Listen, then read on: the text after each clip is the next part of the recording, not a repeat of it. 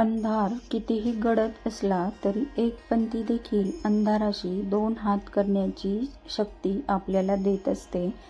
तर दिवा नेहमी आपल्याखाली अंधार ठेवून जगाला प्रकाशमय ठेवण्याचं कार्य करतो. म्हणूनच दिवा लावणे हे आशेचे किंवा सकारात्मकतेचे लक्षण समजले जाते. दिवा लावल्याने पावित्र्य, चैतन्य आणि सकारात्मकता म्हणजेच पॉझिटिव्ह एनर्जी आपल्या घरामध्ये येत असते. तर देवपूजा करताना सर्वात आधी आपण नेहमी दिवा हा लावलाच पाहिजे. दिवा लावल्याशिवाय आपली कोणतीही पूजा पूर्ण होत नाही. म्हणजेच कोणतेही धार्मिक कार्य जर आपण करत असू तर त्यावेळी दिवा लावण्याला म्हणजे अग्निदेवतेला प्रज्वलित करण्याला खूप महत्त्व दिले जाते.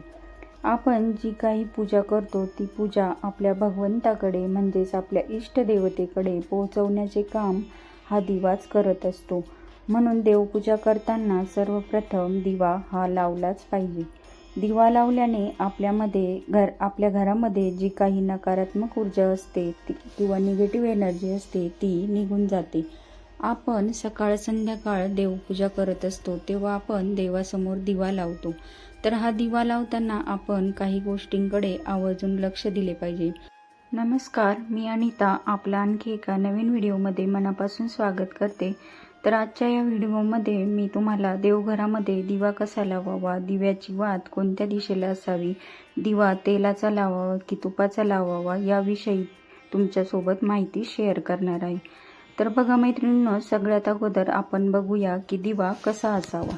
तर बघा, दिवा आपण देवघरामध्ये जो लावतो तो दिवा एकदम स्वच्छ असावा. म्हणजे असा एकदम खराब झालेला जळकट असा दिवा नसावा किंवा फुटका तुटका असा दिवा देखील नसावा.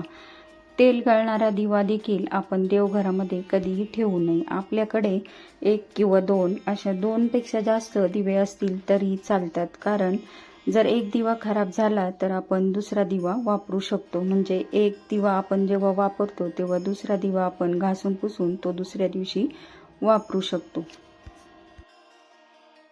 काही जण काय करतात तर असा खराब झालेला दिवाच तो 4-4, 5-5 दिवस देवघरामध्ये तोच दिवा लावत राहतात आणि त्यातील वात पण बदलत नाहीत बघा. आणि काही फुटलेले पण दिवे असतात, थोडंसं असं पडल्यानंतर त्याला तडा जातो. तर असे दिवे देखील आपण देवघरामध्ये ठेवू नये. बघा, दिवा छोटा असेल तरी पण चालेल, पण तो व्यवस्थित आणि नीटनेटका असावा, स्वच्छ असावा. तर बघा, माझ्याकडे इथे ना 2-3 प्रकारचे दिवे आहेत, ते मी तुम्हाला दाखवते. आता आपण दिव्यामध्ये जी वात लावतो बघा, तर ती वात कशी असावी बघा. तर ही वात कधीही सिंगल असू नये. या दिव्यामध्ये आपण जी वात लावतो ती 2 वातींची मिळून एकत्र केलेली जोड वात असावी. सिंगल वात दिव्यामध्ये कधीही लावू नये. तर बघा, जर तुमच्याकडे जोड वात नसेल तर तुम्ही अशा 2 वाती एकत्र करून देखील जोड वात बनवू शकता. पण दिव्यामध्ये वात लावताना कधीही एक वात लावू नये.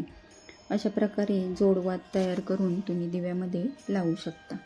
जर आपल्याकडे अशी जोडवात नसेल तर हल्ली बाजारामध्ये ना अशा जोडवाती सहजासहजी उपलब्ध असतात. तर त्या देखील आपण आणून अशा दिव्यामध्ये लावू शकतो. तर बघा, अशा पद्धतीने मी तुम्हाला इथे जोडवात करून दाखवली आहे. तर आता आपण जो दिवा लावतो ना तर तो तेलाचा लावावा की तुपाचा लावावा असा बऱ्याचशा जणांना प्रश्न पडतो. तर आपण कोणताही दिवा लावू शकतो, तेलाचा पण लावू शकतो आणि तुपाचं देखील लावू शकतो. पण आपण देवांना ते दिवा लावण्यासाठी जे तेल वापरतो ते तेल आपण सेपरेट ठेवलं पाहिजे. म्हणजे आपण जे घरामध्ये स्वयंपाकाला वापरतो त्यातीलच थोडंसं खरकटं वगैरे असं तेल आपण देवाला दिवा लावताना कधी वापरू नये. तर बघा, अशा पद्धतीने जर आपण तेलाचा पण दिवा लावू शकतो आणि तुपाचा पण लावू शकतो. पण तुपाचा दिवा लावताना नेहमी काय करायचं तर गाईच्या तुपाचा दिवा लावला पाहिजे. माता लक्ष्मीला आकर्षित करण्यासाठी किंवा लक्ष्मी माता आपल्या घरामध्ये स्थिर व्हावी यासाठी तुपाचा दिवा लावला जातो. तर शुद्ध तुपाचा दिवा लावल्याने वातावरणातील जीवजंतू दूर होतात. तसेच शुद्ध तुपाचा अग्नीशी संबंध येतो तेव्हा वातावरण अगदी पवित्र होते. तर अशा पद्धतीने आपण तुपाचा देखील दिवा लावू शकतो. आपण रोजची जी देवपूजा करतो म्हणजे आपली जी नित्य देवपूजा असते तेव्हा आपण सगळ्यात अगोदर दिवा लावून घ्यायचा असतो. दिव्याच्या साक्षीनेच आपण देवपूजेला सुरुवात करायची असते.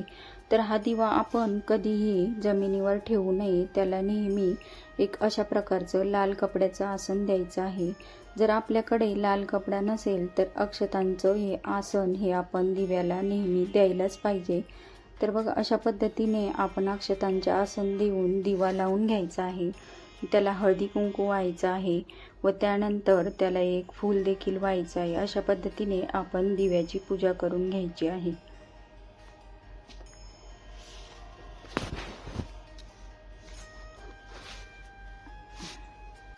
दिवा लावून घेतल्यानंतरच आपण आपली जी रोजची देवघरातील देवांची पूजा असते तिला सुरुवात करायची असते. तर बघा, अशा पद्धतीने आपण दिव्याची पूजा करतो. आणि दिव्याला जे अक्षतांचे आसन देतो तर ते का द्यायचे, तर देवी लक्ष्मी ही अक्षतांचे आसन ग्रहण करते. असे केल्यामुळे आपल्या घरामध्ये देवी लक्ष्मीचा वास अखंड राहतो आणि लक्ष्मी स्थिर राहण्यास मदत होते.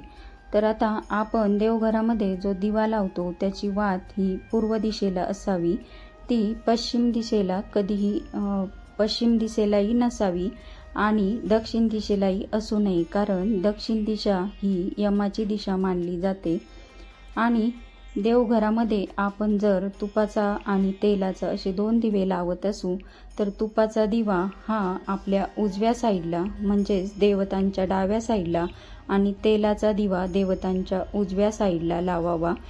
हे लक्षात ठेवून आवर्जून नक्की करावे, कारण तुपाचा दिवा हा देवतांच्या डाव्या साईडलाच लावला जातो. दिवा लावल्यानंतर त्यामध्ये थोडासा कापूर टाकावा आणि भीमसेनी कापूर असेल तर अतिशय उत्तम. तर कापूर टाकल्याने काय होतं, वातावरणामध्ये जे सूक्ष्म जीवजंतू असतात ते देखील नाहीसे होण्यास मदत होते आणि घरातील वातावरण एकदम असं प्रसन्न होते. तर बघा, नक्की हे करून बघा. कधी कधी काय होतं, आपण दिवा लावतो पण तो दिवा अचानक विझतो. तर असा दिवा विझल्यानंतर तो काही अपशकुन वगैरे काहीही नसतो. असं झालंच तर दिव्याची आणि भगवंताची क्षमा मागून तो दिवा पुन्हा प्रज्वलित करावा. घरामध्ये दिवा लावल्याने घरातील नकारात्मक ऊर्जा नष्ट होते. दिव्यातून निघणारा प्रकाश आणि धूर घरातील सूक्ष्म कीटाणूंना संपवण्याचे काम करतो. म्हणून दिवा नक्की लावावा. आणि आणखी एक गोष्ट मी तुम्हाला आवर्जून सांगू इच्छिते की संध्याकाळी हा दिवा नक्कीच लावावा व शुभं करोति कल्याणम आरोग्यम धनसंपदा शत्रुबुद्धी विनाशाय दीपक ज्योती नमोस्तुते या मंत्राचा देखील जप नक्कीच करावा. यामुळे घरामध्ये देखील प्रसन्न वातावरण राहते. तर ही दिव्याविषयीची छोटीशी माहिती मी तुमच्यासोबत शेअर केली आहे. माझा हा व्हिडिओ तुम्हाला कसा वाटला ते मला कमेंटमध्ये नक्की सांगा. आणि व्हिडिओ आवडला असेल तर व्हिडिओला एक लाईक करा आणि चॅनलवर नवीन असाल तर चॅनलला सबस्क्राईब करायला विसरू नका. तर भेटूया अशाच एका नवीन व्हिडिओमध्ये. तोपर्यंत सर्वांना बाय आणि सर्वांना श्री स्वामी समर्थ.